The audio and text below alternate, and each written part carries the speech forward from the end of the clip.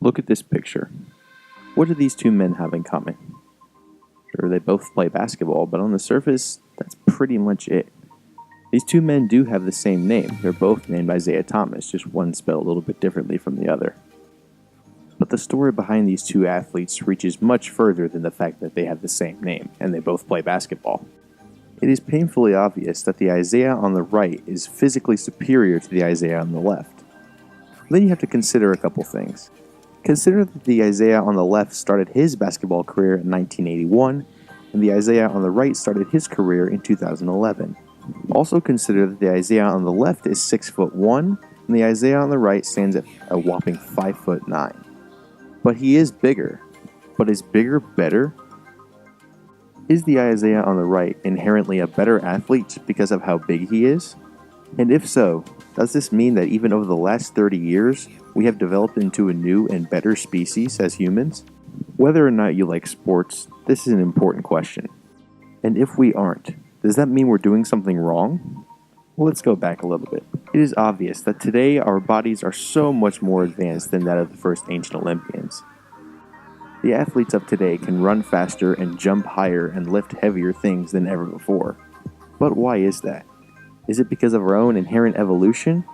Or have we created this technology that has fostered an environment for us to become our best athletic selves? Through research, I stumbled across an article on the USA Today which compared Usain Bolt and Jesse Owens.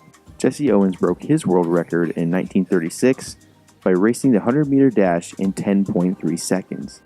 76 years later, Usain Bolt had beaten that time with a time of 9.77 seconds in the 2013 World Championships.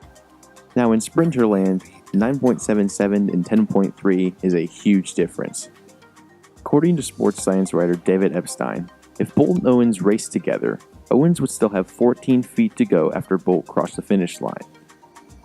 So we've definitely evolved, right, over the last 70 years or so. I mean, we're getting faster, right? In a 2014 TED Talk, Epstein put Owens' race time into perspective. Consider that Usain Bolt started by propelling himself out of blocks down a specifically fabricated carpet, designed to allow him to travel as fast as humanly possible. Jesse Owens, on the other hand, ran on cinders, the ash from burnt wood, and that soft surface stole far more energy from his legs as he ran.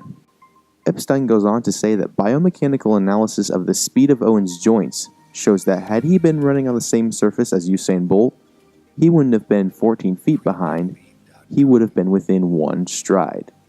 And it's also impossible to account for technological advances that were afforded to Usain, like timekeeping devices, upgraded running clothes, and better shoes.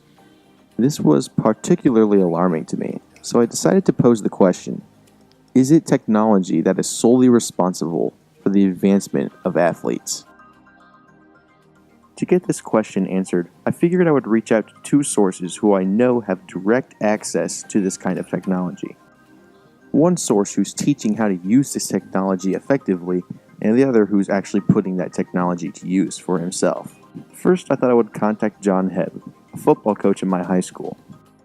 First off, there's a market out there for a lot of the technology that is aimed at helping today's athlete.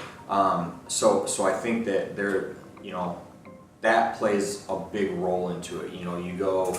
You look at just football and basketball, and you've got all these different film editing software programs like Huddle, Crossover. There's VAR Sports. There's Sideline Edge. There's a bunch of sideline replay things. So there's the off-season stuff, the in-season stuff, and then the in-game stuff. And I think all of them play a huge role in kind of giving today's high school athletes an edge, comparatively speaking, to the athletes of yesteryear, because now I think there are kids who may not have been seen that are getting seen more. So it's giving them an advantage. It makes it a lot more individualized for each athlete, and also it kind of takes a lot of the legwork and tedious stuff out of it for the coaches, because now instead of going through and looking at like a sheet and and inputting all the data ourselves, they input it, and then it gives us that data that we can see. So going back to the question of how has it changed and kind of what developments have taken place, and comparatively speaking to when I was in high school, like I think the strength and conditioning industry as a whole has just kind of blown up, especially when it comes to the high school athlete.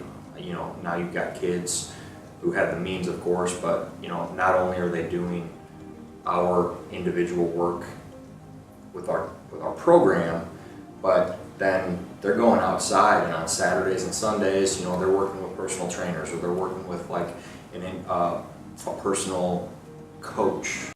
As someone who had done this for a long time and does it for his living, I figured he would be a good person to ask on how technology is affecting the modern athlete. While the impact that the weight room has had was the only thing I was expecting to hear from him, his parts about the video services intrigued me as well and made me think that maybe the evolution of athletes could go even further than I initially thought. So I also wanted to ask him if we had reached a peak in athletic enhancement. Because of all of these resources that now not only coaches have, but also that individual athletes have, they are bigger, faster, and stronger, I would say, than 20 years ago. However, with that, I think when they go into college, for instance, I'm gonna use a kid that we had on the team last year. Like, very, very strong kid, about 5'9", 205 pounds, 210 pounds. Played linebacker for us. He's benching around 350 pounds. Once you get up and you're benching that much, or squatting, 500, 600 pounds, once you get to that point, it's like your gains are very, very minimal, comparatively speaking to when you're benching 225 pounds or 200 pounds. Like you're a lot more likely to have a gigantic gain, like where you might go in a 6-week period, you might go from benching 205 to 245, but you're probably not going to go from benching 305 to 345. So as your body, attains muscle and everything, I think it becomes way more important at that point.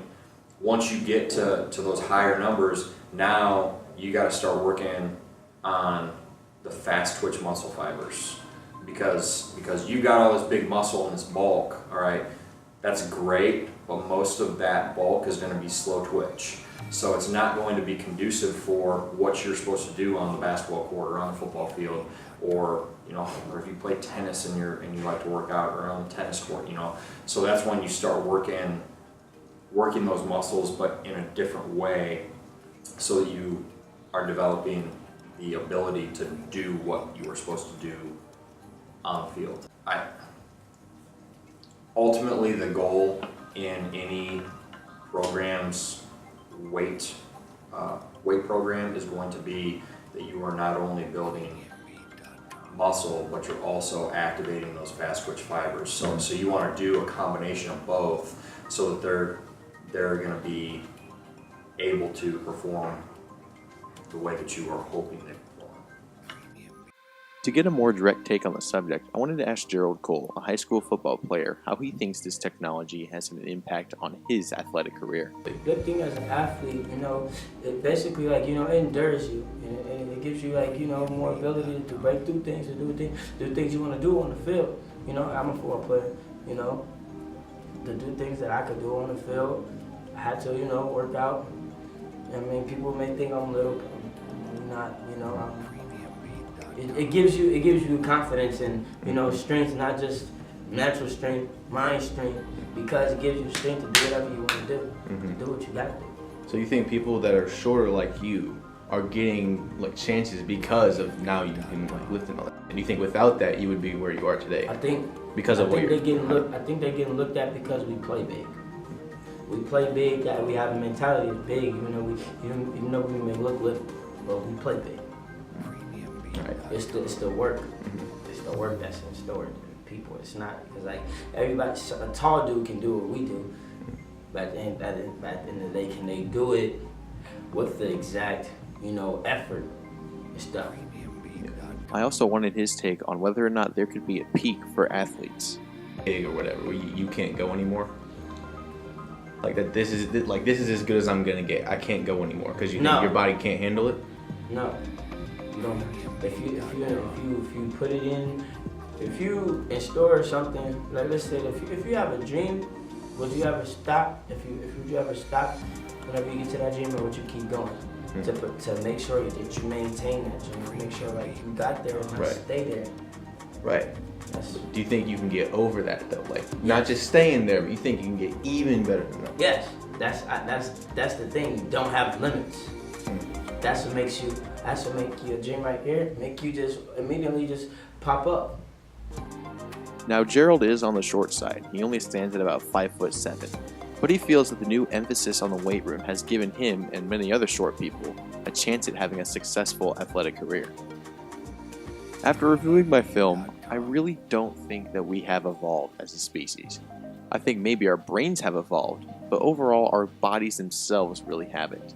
Our brains have evolved to make our bodies that much better, but ultimately this new technology has allowed us to become a better version of ourselves that would not have been possible without this technology. So is it technology that is solely responsible? I would say no.